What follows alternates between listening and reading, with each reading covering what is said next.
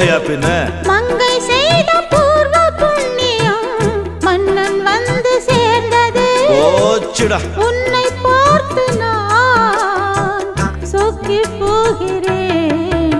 வா கட்டபொம்மன் பேரா கட்டிக்கொள்ளு ஜோரா. அடிக்குது குளிரு என்ன மடக்குது தளிரு. முல்லை பூங்குடி கொம்பை தேடுது. கொம்பை போல என் அன்பை தேடுது.